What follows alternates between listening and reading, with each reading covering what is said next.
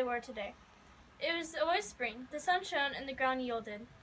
Demeter, the goddess of harvest, was always eternally happy, teaching mortal men how to farm and how to grow.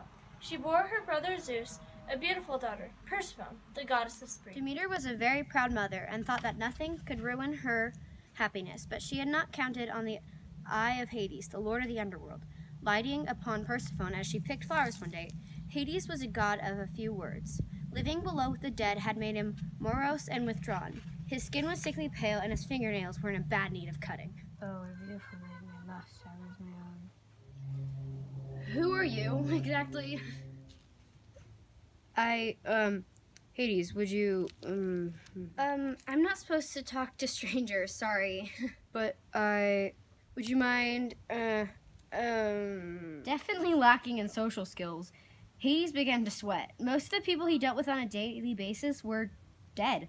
He desperately wanted to tell this stunning goddess just how beautiful she actually was, but all he could do was grunt inarticulately. I'm afraid I don't understand. Never mind. Stepping forward, Hades swept the terrified goddess into his arms and ran. The god of the dead disappeared once again, and the cries of Persephone disappeared into the distance. You just grabbed me. Sorry, I panicked. I get nervous around girls. They abduct them instead? Well, the whole dating thing, it's confusing. Earth, Demeter had discovered that her daughter had vanished. Persephone, where are you? I told you not to wander away. Persephone! Demeter soon realized that Persephone had, in fact, disappeared without a trace. The goddess began to wail. My daughter! My daughter! Woe is me! My beautiful daughter! She is missing. I will search and try to learn what's befallen her. My daughter! God came to her. What would happen to the earth with no one to tend to it? It would wither without her power to make its fields prosper. Let it die. What has it done for me? It has taken my only love and hid her away from me. So the world wilted. Crops failed. The sky produced no rain. The sun scorched the land barren. And Demeter wandered in the guise of a simple maid, searching for her beloved daughter. At last, Helios, the sun himself, saw that creation would soon die if someone did not intervene. He called down from his fiery chariot to Demeter, you must cease your wandering. Tend to the earth or it will die, along with all who live upon it. I will not let a flower, bud, or plant grow until I have my daughter back. Persephone, did you not know? Hades has taken her into the underworld and made her his queen. My baby? Abducted? I saw with my very eyes. Go to Father Zeus. Tell him your complaint. He is the only one strong enough to force Hades into giving your daughter back. Thank you, Helios. I will. Demeter cried out immediately to immortal Zeus, begging him to remember his sister and the daughter that he had fathered by her. Zeus heard her cry and immediately dispatched the messenger god Hermes to fetch the goddess of the spring back from the underworld. I prefer the term Hermes, the handsome, devilish, intelligent god. As Hermes flew into the bowels of earth, he saw ranks of decaying bodies waited in endless lines. Foul rivers crisscrossed across the stinking plains. The earth smelled of rotting flesh. Whoa, it just stinks down here. I see why they call us the bowels of the earth. No wonder Hades has to abduct his dates. Soon Hermes came to the place of Hades and came to the grim of god of the underworld, seated on his throne of death.